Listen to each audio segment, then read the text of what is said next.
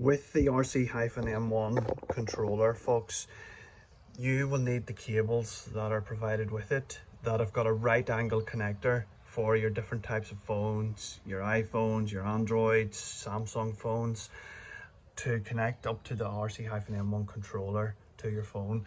Now, just point to note, folks, on this here iPhone 15 Plus of mine, I've got an OtterBox Defender XT. That will not allow the right angle connection to go in there because of the thickness of the phone cover itself.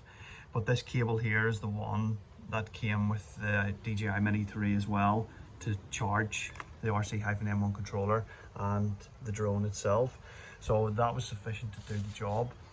However, it just looks unpleasing to the eye. So just be aware of that there. You might want to purchase a shorter cable, or just take into consideration the type of phone cover you get. But I want the protection here, because if you drop this, obviously when you're out and about, and it's your only form of being able to use the drone, then you want it to be able to soak up like a good fall and still be able to work.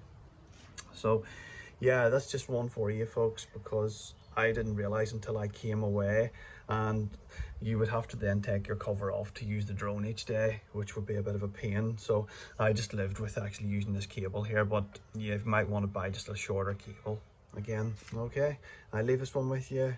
As always, any questions, drop them in the message box there, and I wish you all the best. Take care, good luck.